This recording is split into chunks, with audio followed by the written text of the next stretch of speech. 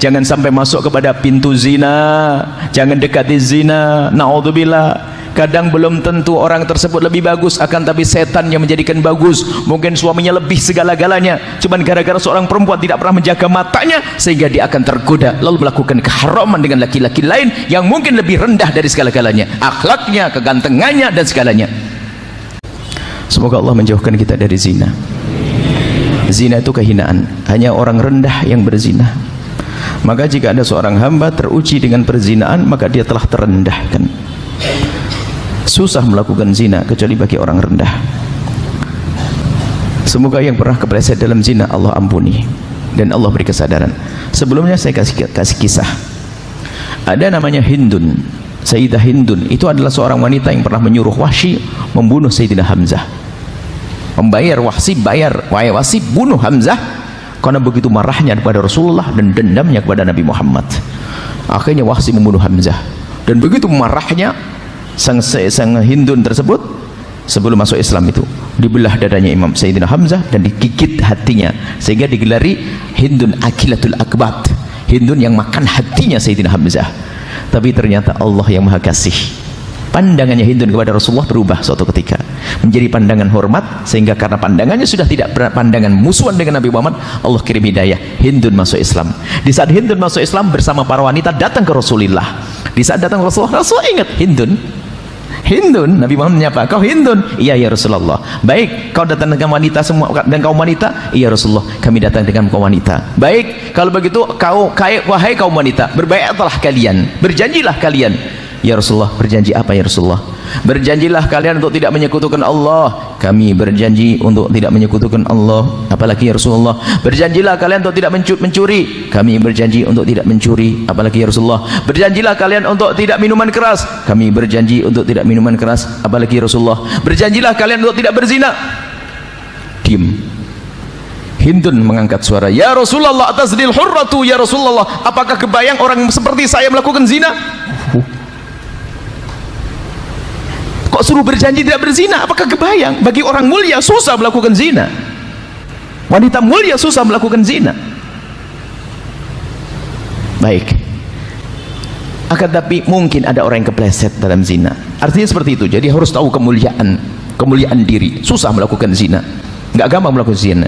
Karena seorang wanita yang melakukan zina, dia rela direndahkan, digagai, direndahkan oleh kaum laki-laki. Rendah tanpa harus dengan akad dan sebagainya.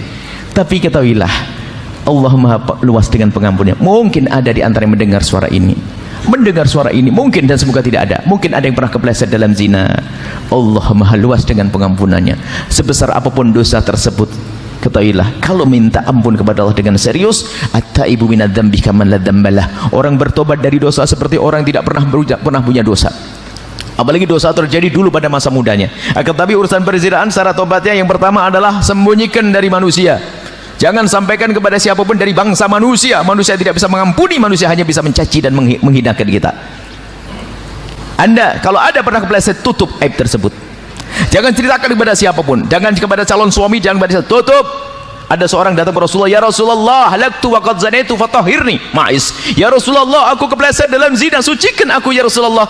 Nabi mengatakan, la'allaka lamasta, mungkin kamu tidak sampai zina. Dialihkan Nabi, mungkin hanya bersentuhan saja. Tidak ya Rasulullah, aku berzina. La'allaka qabbalta, mungkin kamu hanya mencium saja. Tidak ya Rasulullah, aku melakukan. La'allaka fakhatta, mungkin di antara dua paha saja. Tidak ya Rasulullah, aku melakukannya. Baru setelah yang keempat ditegakkan hukum kepadanya. Artinya apa?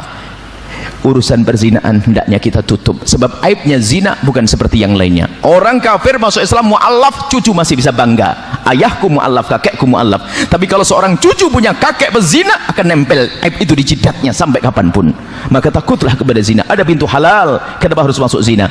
Tapi apapun bentuknya, mungkin ada orang yang pernah kepleset dalam zina. Anda bertobat, minta ampun kepada Allah. Syarat tobat yang pertama urusan zina, jangan cerita kepada siapapun dari bangsa manusia. Kalau Anda pernah bercerita, sudah cukup untuk dia saja yang tahu. Selebihnya jangan.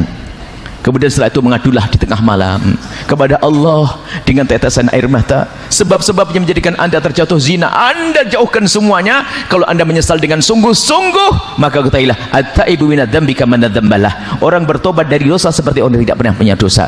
Maka yang pernah kepleset dalam zina, jangan kecil hati, Allah maha luas dengan pengampunannya. Dengan catatan kita memang rindu pengampunan dari Allah, mengadu kepada Allah. Sebanyak apapun zina yang pernah dilakukan, sebesar apapun dosa yang pernah dilakukan, maka ketahuilah kalau sudah tobat Allah akan ampuni. Allah akan ampuni. Maka jangan gampang cerita tentang masa lalu yang busuk, masa lalu hina. Yang lalu biar berlalu. Menangis kepada Allah bisa diampuni, bertanya. Apalagi itu kejadian sudah lama. Akan tapi lebih dari itu yang perlu kami ingatkan, yang sudah menikah, seorang wanita zaman ini kami mendapatkan pengaduan mengerikan sekali, wanita-wanita gara-gara ada WA grup teman SMA mulai tergoda, keluar dari kesetiaan kepada suaminya. Ini banyak, ada yang terjadi. Jadi anak ibu-ibu sudah umur 55, ada ibu-ibu umur 60 tahun, subhanallah, dihinakan oleh hawa nafsunya gara-gara grup WA, grup reuni SMA zaman dahulu, sehingga terkenang dengan tak taunya sudah menjadi duda dia, tak taunya ada WA dan sebagainya. Sudah tua sampai anaknya kebingungan mengurusi ibunya, tak taunya lebih senang lari dan melakukan kehinaan zina. Hati-hati, bahkan punya suami karena dia wanita direndahkan. Akan tapi takutlah kepada Allah, jaga kalau punya grup WA, hati-hati. Jika ada yang mengajak masuk neraka, jangan mau. Urusan syahwat itu ya, jangan sampai masuk kepada pintu zina, jangan dekati zina, naudzubillah. Kadang belum tentu orang tersebut lebih bagus, akan tapi setan yang menjadikan bagus. Mungkin suaminya lebih segala-galanya, cuman gara-gara seorang perempuan tidak pernah menjaga matanya, sehingga dia akan tergoda lalu melakukan keharaman dengan laki-laki lain yang mungkin lebih rendah dari segala-galanya, akhlaknya, kegantengannya dan segalanya. Karena apa? Setan yang menghiasinya. Takutlah ini masalah ini. Banyak pengaduan-pengaduan seorang istri, bahkan seorang istri yang ngadu dengan dirinya sendiri yang mengadu. Dia tiba-tiba berkata, "Buya, kenapa saya masih sudah punya suami, tiba-tiba kalau saya terpesona dengan kawan lamaku dan saya susah menghilangkan kenangan itu. Saya tiba-tiba ingat sampai saya dengan suami saya kurang mengabdi." Dia insaf. Ngadu yang gak insaf, bablas dia dalam kehinaan. Begitu juga kaum laki-laki, hati-hati, jangan gampang melihat yang haram, menjadikan sebab di rumah kita tidak indah. Mata laki-laki yang sering nonton yang haram, film porno, lihat perempuan buka aurat dan sebagainya, itu menjadikan kurang semangat dengan yang halal di rumahnya. Karena dia telah dikuasai oleh hayalan-hayalannya yang tidak ada pada istrinya, dan itu menjadi sebab kurangnya keindahan dalam rumah tangga. Maka jaga mata kita, jangan masuk wilayah zina, jangan mendekati zina dengan nonton film-film kotor dan seterusnya.